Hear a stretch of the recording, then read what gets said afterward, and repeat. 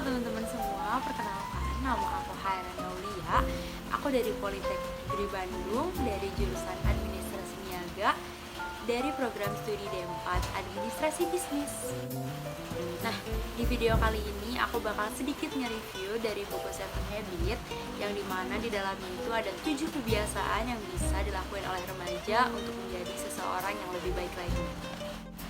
Pasti udah pada penasaran kan kayak gimana isi bukunya. Jadi aku bakal langsung aja kasih videonya. Jangan lupa untuk disimak sampai akhir ya. Nah, sesuai yang tadi udah dijelasin di awal, di sini saya akan menjelaskan mengenai buku dari Seven Habits of Highly Effective Teens. Oke, next nih ya. Seven Habits of Highly Effective Teens karya Sean Covey. Kebiasaan merupakan perilaku yang dilakukan secara berulang-ulang tanpa melalui proses berpikir karena perilaku tersebut adalah respon terhadap sesuatu yang pada umumnya perbuatan sehari-hari. Tentu saja, setiap manusia memiliki kebiasaannya masing-masing. Kebiasaan itu bisa terpetakan dalam dua hal, yakni kebiasaan baik dan kebiasaan buruk. Nah, Covey dalam bukunya Seven Habits of Highly Effective People yang terdiri dari 4 bagian, memaparkan kepada pembacanya ada 7 kebiasaan manusia yang dapat dipraktekkan agar hidup bisa lebih produktif dan efektif, yang secara garis besar terbagi menjadi 3 golongan, yakni kebiasaan yang berhubungan dengan diri sendiri, kebiasaan yang berhubungan dengan orang lain, serta kebiasaan untuk mengembangkan keahlian diri.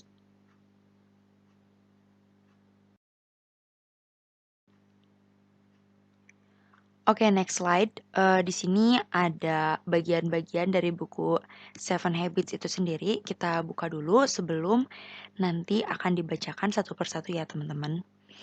Ini kebetulan dari buku Seven Habits ini tuh sesuai yang tadi udah dijelasin bahwa terdiri dari 4 bagian serta 7 kebiasaan. Nah, buku Seven Habits of Highly Effective People karya Sean Covey terdiri dari 4 bagian dengan masing-masing subbabnya, yaitu bagian 1 berjudul persiapannya, lalu terdiri lagi dari 2 subbab, yaitu 1. Latihlah kebiasaanmu, 2. Paradigma dan prinsip. Bagian 2 berjudul kemenangan pribadi, lalu terdiri lagi dari 4 subbab, yaitu 1. Rekening bank pribadi, 2. Kebiasaan 1, 3. Kebiasaan 2, 4. Kebiasaan 3. Bagian 3 berjudul kemenangan publik, lalu terdiri lagi dari 4 subbab, yaitu 1. Rekening bank hubungan, 2. Kebiasaan 4, 3. Kebiasaan 5, 4. Kebiasaan 6. Serta bagian 4 berjudul pembaharuan, lalu terdiri lagi dari 2 subbab, yaitu 1. Kebiasaan 7 dan 2. Peliharalah pengharapanmu.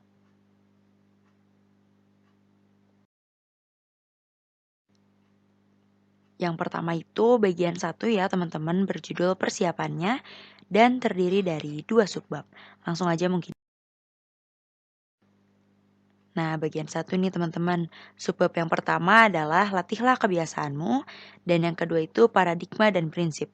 Di sini saya akan menjelaskan satu persatu dari bagian 1 ini sendiri. Oke, nih latihlah kebiasaanmu. Kebiasaanmu akan menjadikanmu sukses atau menghancurkanmu. Terus ada kutipan juga nih. Mula-mula kita membentuk kebiasaan kita. Lama-kelamaan kebiasaan kitalah yang membentuk kita, kata pujangga Inggris. Nah, Sean memberikan seperangkat untuk membantumu menghadapi kehidupan nyata berupa 7 kebiasaan remaja yang sangat efektif, atau dengan kata lain 7 karakteristik yang sama-sama dimiliki oleh remaja-remaja bahagia dan sukses di seluruh dunia, yang terdiri dari 1. Kebiasaan 1, jadilah proaktif. 2. Kebiasaan 2, merujuk pada tujuan akhir atau mulailah dengan mengingat-ingat tujuan akhirmu. 3. Kebiasaan 3, dahulukan yang utama. 4. Kebiasaan 4, berpikir menang atau menang. 5. Kebiasaan 5, berusaha memahami terlebih dahulu baru dipahami. 6. Kebiasaan 6, wujudkan sinergi. 7. Kebiasaan 7, asahlah gergaji. Nah, kebiasaan kita berdiri di atas satu sama lain. Kebiasaan 1, 2, 3 adalah menyangkut penguasaan diri. Kita menyebutnya kemenangan pribadi. Kebiasaan 4, 5, 6 adalah menyangkut hubungan-hubungan serta kerjasama. Kita menyebutnya kemenangan publik. Kebiasaan terakhir, yang nomor 7 adalah kebiasaan pembaharuan. Nah, kebiasaan inilah yang menguatkan 6 kebiasaan lainnya. Ada juga nih yang disebut dengan 7 kebiasaan remaja yang sangat tidak efektif. Kebiasaan 1, bersikap reaktif. Kebiasaan 2, tidak usah punya tujuan akhir. Kebiasaan 3, lupakan yang utama. Kebiasaan 4, usahakanlah selalu menang. Kebiasaan 5, usahakanlah untuk bicara dulu lalu pura-pura mendengarkan. Kebiasaan 6, jangan bekerja sama. Serta kebiasaan 7, mati-matianlah walau kamu sudah kelelahan. Kebiasaan adalah hal-hal yang kita lakukan berulang-ulang. Namun, kebanyakan kita tidak sadar akan kebiasaan kita. Mereka seperti berjalan sendiri. Kebiasaan juga terbagi menjadi 3 nih teman-teman, yaitu baik, buruk, dan sama sekali tidak relevan.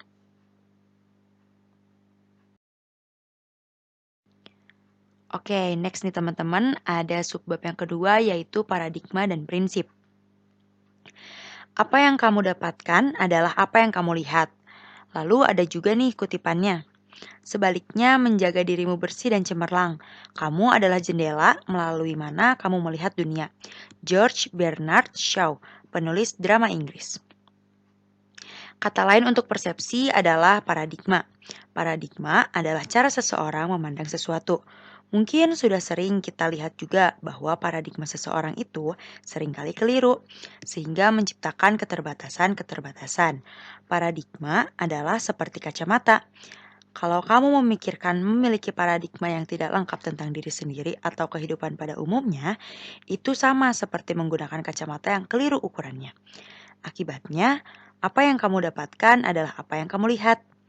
Kita juga punya nih paradigma bukan tentang diri kita sendiri, melainkan juga tentang orang lain, dan itu juga bisa saja keliru. Memandang segalanya dari sudut yang berbeda dapat membantu kita untuk memahami mengapa orang bersikap seperti itu. Ada juga nih yang disebut dengan diagram prinsip. Nah, terdiri dari sekolah, orang tua, pacar, diri sendiri, pahlawan, musuh, teman, olahraga atau hobi, barang-barang, serta pekerjaan.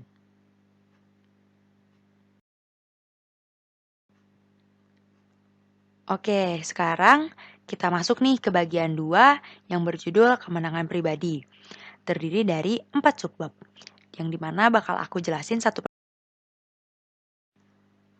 Nah, ini di bagian 2, subbab pertama itu rekening bank pribadi, lalu ada kebiasaan 1 yaitu jadilah proaktif. Selanjutnya, ada juga kebiasaan 2, merujuk pada tujuan akhir, mulailah dengan mengingat-ingat tujuan akhirmu, serta kebiasaan 3 yang berjudul dahulukan yang utama, di mana saya bakal menjelaskan satu persatu. Oke, kita mulai dari rekening bank pribadi.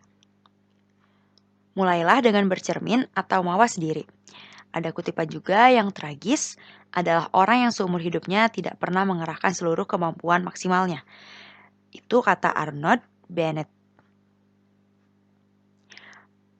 Kemenangan pribadi selalu mendahului kemenangan publik.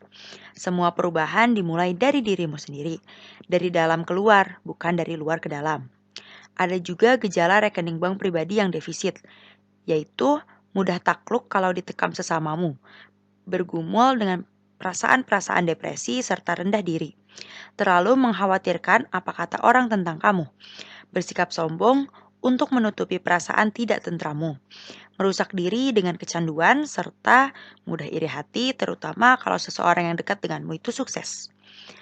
Nah, selain itu ada juga nih gejala rekening bank pribadi yang sehat, yaitu pegang prinsip dan tidak mudah ditekan sesamamu, tidak terlalu memusingkan soal popularitasmu, memandang kehidupan sebagai pengalaman yang positif pada umumnya, percaya kepada diri sendiri, terdorong oleh sasaranmu, serta turut bahagia atas suksesnya orang lain. Oke, next kita kebiasaan 1 dulu. yaitu jadilah proaktif. Akulah sumber pendorong diriku sendiri. Ada kutipan, manusia bisa bahagia, bisa tidak, adalah tergantung pilihannya sendiri. Itu kata Abraham Lincoln, Presiden Amerika Serikat. Kebiasaan satu, jadilah proaktif, adalah kunci untuk membuka segala kebiasaan lainnya. Itu sebabnya menjadi kebiasaan nomor satu. Bersikap proaktif adalah langkah pertama menuju tercapainya kemenangan pribadi. Kamu tidak akan mungkin melatih kebiasaan 2, 3, 4, 5, 6, dan 7 sebelum melatih kebiasaan satu.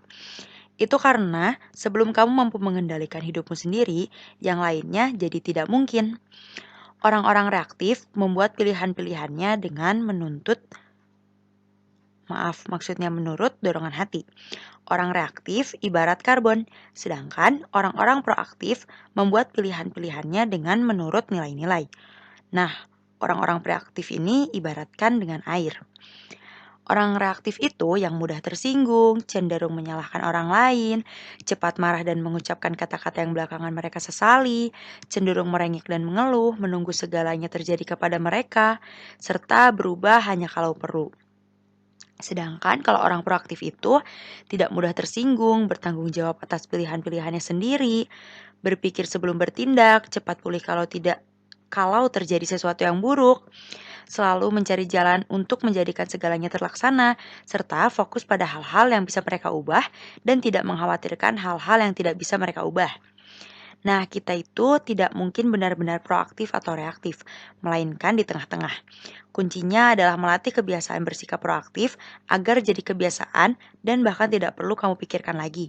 Jangan pernah meremehkan perbedaan besar yang bisa kamu buat lewat perubahan-perubahan kecil. Kita lanjut sekarang ke kebiasaan 2, yaitu merujuk pada tujuan akhir atau mulailah dengan mengingat-ingat tujuan akhirmu. Kendalikanlah takdirmu sendiri kalau tidak mau dikendalikan orang lain. Ada kutipan begitu sering dalam upaya untuk menjadi lebih populer dan diterima dalam kelompok tertentu. Kita lupa akan hal-hal yang lebih penting. Kebiasaan 2 ini merujuk pada tujuan akhir atau mulailah dengan mengingat-ingat tujuan akhirmu. Artinya itu, mengembangkan gambaran yang jelas, kamu mau kemana dalam hidupmu. Artinya, memutuskan apa nilai-nilaimu dan menetapkan sasaran-sasaranmu. Kamu itu masih muda. Kamu bebas. Seluruh hidupmu terpampang di hadapanmu. Jalan yang kamu pilih hari ini bisa membentukmu selamanya. Sungguh menakutkan sekaligus seru. Bahwa kita harus membuat begitu banyak keputusan penting padahal kita masih begitu muda dan penuh hormon. Tetapi memang begitulah hidup ini.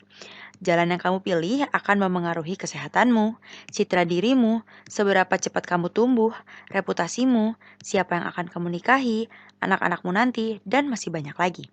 Renungkanlah keputusan ini matang-matang dan hati-hati. Cara terbaik yang saya temukan adalah menulis sebuah pernyataan misi pribadi. Pernyataan misi pribadi adalah seperti kepercayaan pribadi atau moto pribadi yang menyatakan seperti apa hidupmu. Suatu bagian penting dalam mengembangkan pernyataan pribadi adalah menemukan bakatmu. Semua orang pasti punya talenta, karunia, sesuatu yang terampil yang mereka lakukan. Ada juga nih 4 metode menulis pernyataan misi, yaitu 1.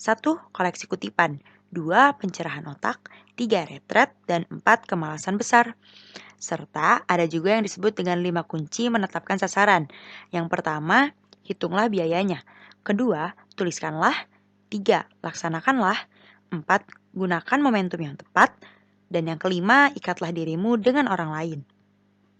Ingatlah bahwa kelemahanmu bisa menjadi kekuatan dari dirimu sendiri. Oke, kita lanjut ke kebiasaan 3. Dahulukanlah yang utama. Daya kemauan dan daya menolak. Ada kutipan katanya bukan gunungnya yang kita taklukkan, melainkan diri sendiri. Menurut Edmund Hillary, orang yang pertama mendaki Gunung Everest. Kebiasaan 3 mendahulukan yang utama bisa membantu. Ini adalah soal belajar menentukan prioritas dan mengatur waktumu sehingga penting didahulukan bukan ditunda. Namun, kebiasaan ini lebih dari sekadar mengatur waktu. Mendahulukan yang utama juga soal belajar mengatasi kekuatanmu dan bertahan pada saat-saat yang sulit. Kita punya sederet sasaran serta niat baik, tetapi melaksanakannya serta mendahulukannya lah yang sulit. Itulah maka Sean sebut kebiasaan tiga sebagai kebiasaan daya kemauan atau kekuatan untuk menyatakan ya kepada hal-hal yang paling penting bagimu dan daya menolak atau kekuatan untuk mengatakan tidak kepada hal-hal yang kurang penting serta terhadap tekanan sesama. Nah, kuadran waktu terdiri dari dua unsur utama yaitu penting dan mendesak. Penting adalah hal-hal yang paling penting bagimu, kegiatan-kegiatan utama bagimu yang berkontribusi terhadap tercapainya misi serta sasaranmu. Sedangkan mendesak adalah hal-hal yang menekan, yang menuntut perhatian segera.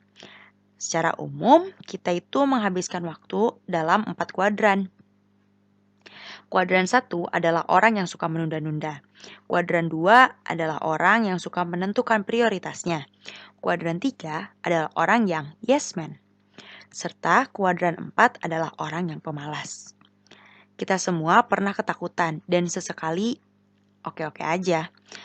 Kutipannya, rasakanlah kekuatanmu tetapi lakukan saja. Begitu kan pepatahnya?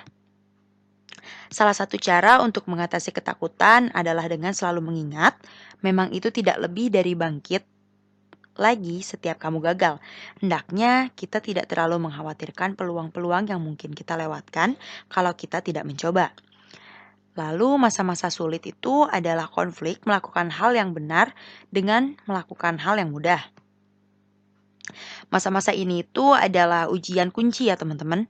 Masa-masa yang menentukan dan bagaimana kita menangani sungguh membentuk hidup kita selamanya. Masa-masa ini terbagi menjadi dua, yaitu besar dan kecil. Oke, next nih teman-teman. Kita udah masuk ke bagian yang ketiga, yaitu berjudul kemenangan publik dan terdiri dari... Nah, bagian 3 itu yang pertama adalah rekening bank hubungan. Lalu ada juga kebiasaan 4, berpikir. Dilanjut dengan kebiasaan 5, berusahalah untuk memahami terlebih dahulu, baru dipahami. Lalu yang terakhir ada kebiasaan. Oke, sebab yang pertama dari bagian ketiga yaitu rekening bank hubungan. Hidup ini terdiri dari rekening bank hubungan ini.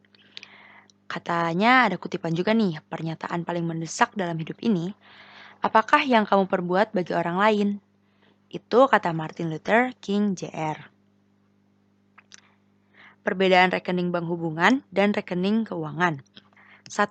Tidak seperti bank, di mana kamu hanya boleh punya 1 atau 2 rekening. Kamu punya rekening bank hubungan dengan setiap orang yang kamu jumpai.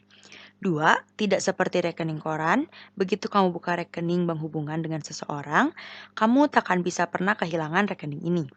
3. Dalam rekening koran, $10 ya $10. Dalam rekening bank hubungan, simpanan cenderung menguap dan penarikan cenderung berubah menjadi batu. Lalu simpanan rekening bank hubungan itu ada menepati janji, melakukan kebaikan-kebaikan kecil, setia, mendengarkan, minta maaf, dan membangkitkan harapan yang jelas. Sedangkan penarikan rekening bank hubungan, melanggar janji, cuma mengurus diri sendiri, suka bergosip dan membocorkan rahasia, tidak mendengarkan, sombong, dan membangkitkan harapan yang keliru. Kebaikan-kebaikan kecil tidaklah selalu harus 1 lawan 1.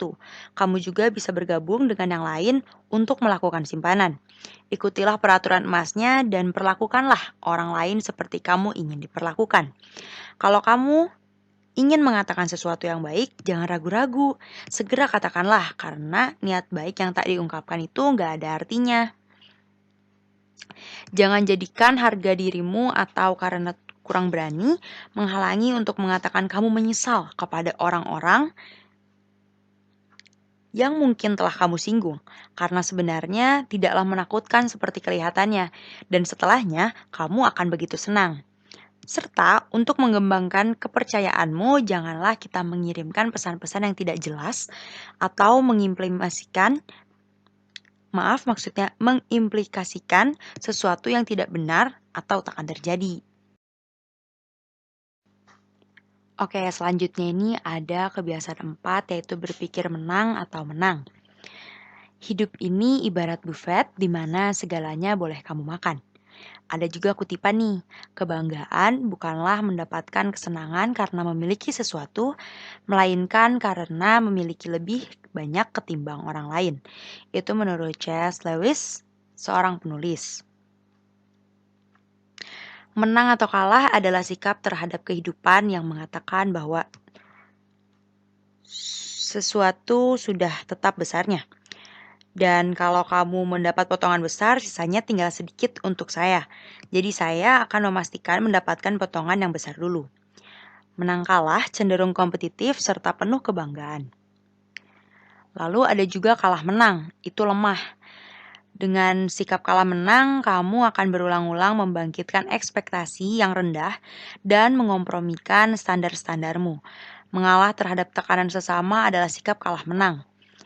Kalau kamu menganut sikap yang kalah menang ini, maka orang akan menginjak-injak kamu, dan itu sungguh menyebalkan. Kamu juga akan memendam perasaanmu yang sesungguhnya itu tidak sehat. Kalah-kalah mengatakan, kalau aku harus jatuh, ya kamu juga harus jatuh dong. Toh orang sengsara pasti senang kan untuk ditemani. Kalah-kalah biasanya terjadi kalau dua orang menang kalah bertemu. Kalau kamu ingin menang dengan segala cara dan orang yang satunya juga begitu, kamu berdua akan sama-sama kalah. Kalah-kalah juga bisa terjadi kalau seseorang menjadi terobsesi dengan orang lain dengan cara yang negatif. Ini terutama akan terjadi dengan mereka yang paling dekat dengan kita. Sedangkan menang-menang adalah keyakinan bahwa semua orang itu bisa menang, bersikap baik sekaligus tegas. Saya tak akan menginjak kamu, tetapi saya juga tidak akan menjadi keset kakimu. Kamu peduli terhadap orang lain dan kamu ingin mereka sukses. Namun, kamu juga peduli terhadap diri sendiri, dan kamu juga ingin sukses. Menang-menang itu berlimpah. Ini merupakan keyakinan bahwa sukses itu banyak. Nah, cara berpikir menang-menang itu yang pertama menangkan kemenangan pribadimu dulu dan yang kedua itu hindari tumor kembarnya. Persaingan ada sisi cerahnya dan sisi gelapnya. Persaingan itu cerah kalau kamu bersikap maksudnya kalau kamu bersaing terhadap diri sendiri atau kalau itu menantang kamu untuk mencapai lebih tinggi dan mengarahkan segala kemampuan kamu. Sedangkan persaingan itu gelap kalau kamu kaitkan harga dirimu dengan kemenangan atau kalau kamu itu menggunakannya untuk memposisikan dirimu di atas orang lain. Nah, lalu selanjutnya membanding-bandingkan dirimu dengan orang lain hanyalah kabar buruk, karena kita semua berada dalam jadwal perkembangan yang berbeda-beda. Hidup ini seperti perjalanan yang penuh hambatan. Masing-masing orang punya jalannya sendiri, terpisah dari jalannya orang lain. Jalanmu dilengkapi dengan hambatan-hambatannya sendiri yang dirancang khusus untuk pertumbuhan pribadimu. Oke, next, ini ada kebiasaan 5. Berusahalah untuk memahami terlebih dahulu baru dipahami. Kamu punya 2 telinga dan 1 mulut. Halo. Ada kutipan juga, dengarkanlah kalau tidak lidahmu akan membuatmu tuli. Kata pepatah suku pribumi Amerika. Kita memang cenderung mengatasi masalah orang lain bahkan sebelum kita memahami apa masalahnya. Berusahalah untuk memahami terlebih dulu, baru dipahami. Dengan kata lain, dengarkanlah dulu baru berbicara. Ini adalah kebiasaan 5 dan efektif. Kalau kamu bisa belajar kebiasaan sederhana ini dengan memandang segalanya, menurut kacamata lawan bicaramu sebelum membagikan pandanganmu sendiri, maka akan terbukalah pengertianmu. Kebutuhan paling dalam dari hati manusia adalah dipahami. Semua orang ingin dihormati dan dihargai apa adanya. Orang takkan mengungkapkan isi hatinya kecuali merasakan kasih serta pengertian yang tulus. Namun, begitu mereka merasakannya, mereka akan menceritakan lebih dari yang mungkin ingin kamu dengar. Ada juga nih 5 gaya mendengarkan yang buruk, yaitu seperti mengawang-awang, pura-pura mendengarkan secara selektif, mendengarkan kata per kata, dan mendengarkan yang terpusat pada diri sendiri. Nah, mendengarkan dengan tulus Itulah praktik yang akan kita gunakan. Namun untuk mendengarkan dengan tulus, kamu itu perlu melakukan 3 hal, yaitu dengarkanlah dengan mata, hati, dan telingamu, selamilah perasaan mereka, cobalah bersikap seperti cermin. Dibutuhkan juga nih keberanian untuk bicara di depan umum, itu pasti. Namun, dibutuhkan keberanian untuk bicara secara umum pada kedua dari kebiasaan 5. Baru minta dipahami adalah sama pentingnya dengan paruh pertama, tetapi menuntut sesuatu yang lain dari kita. Berusaha memahami lebih dulu menuntut pertimbangan, tetapi minta dipahami menuntut keberanian. Memberanikan umpan balik adalah bagian paling penting dalam kita minta dipahami. Oke, next ada kebiasaan 6 nih teman-teman, yaitu wujudkan sinergi. Jalan yang tinggi. Ada kutipan sendirian begitu sedikit yang bisa kita perbuat, bersama-sama begitu banyak yang bisa kita perbuat. Intinya sinergi tercapai kalau 2 orang atau lebih bekerja sama untuk menciptakan solusi yang lebih baik, ketimbang kalau sendirian. Bukannya jalanmu atau jalan raya, melainkan jalan yang lebih baik, jalan yang lebih tinggi. Sinergi juga lebih dari sekedar kompromi atau kerjasama. Sinergi adalah memanfaatkan perbedaan, kerjasama, keterbukaan pikiran, dan menemukan cara-cara baru yang lebih baik. Sinergi itu bukanlah menoleransi perbedaan, bekerja masing-masing secara mandiri, berpikir kamu selalu benar, dan kompromi dengan yang sudah ada. Nah, kalau kita dengar keragaman, biasanya teringat akan perbedaan ras serta jenis kelamin. Namun sebenarnya lebih dari itu. Dunia cepat menjadi tempat bercampurnya kebudayaan, ras, agama, serta ide-ide yang berbeda-beda. Karena keragaman di sekelilingmu semakin meningkat, kamu itu harus mengambil keputusan bagaimana kamu akan menghadapinya. Ada juga 3 pendekatan, yaitu tingkat 1, hindari keragaman, tingkat 2, toleransi keragaman, dan yang tingkat 3 itu memanfaatkan keragaman. Jauh lebih mudah untuk menghargai perbedaan-perbedaan kalau kita sadar bahwa dalam hal tertentu kita semua adalah minoritas dari satu dan hendaknya kita itu ingat bahwa keragaman bukanlah sekedar soal lahiriah, melainkan juga soal batiniah. Kita belajar dengan cara yang berbeda. Ada juga 5 langkah sederhana nih. Yang pertama itu definisikanlah masalah atau peluangnya. Yang kedua, jalan mereka, yaitu berusaha untuk memahami lebih dulu ide-ide orang lain. Yang ketiga, jalan saya, yaitu berusaha untuk dipahami dengan mengutarakan ide-idemu. Yang keempat, urun rembuk, yaitu menciptakan kemungkinan dan ide-ide baru. Dan yang kelima itu jalan yang tinggi, yaitu dengan cara mencari solusi yang terbaik. Gak kerasa banget teman-teman, kita udah sampai di bagian 4 yaitu pembaharuan yang terdiri. Oke, di sini ada subbab dari bagian 4 itu sendiri. Yang pertama itu kebiasaan 7, asahlah gergajimu, dan yang terakhir adalah peliharalah pengharapanmu. Yang dimana akan saya jelaskan satu persatu, subbab per subbab. Di sini ada kebiasaan 7, asahlah gergajimu. Tibalah waktu untuk diriku sendiri. Ada kutipan katanya jangan sampai ada orang yang datang kepadamu tanpa menjadi lebih baik atau lebih bahagia setelah itu. Kata Ibu Teresa. Kebiasaan 7 adalah tentang menjaga ketajaman dirimu agar bisa menangani hidup dengan lebih baik. Artinya secara berkala memperbaharui dan menguatkan keempat dimensi kunci hidupmu, yaitu tubuh, otak, hati, dan jiwa. Ada juga nih 10 cara dari merawat tubuh.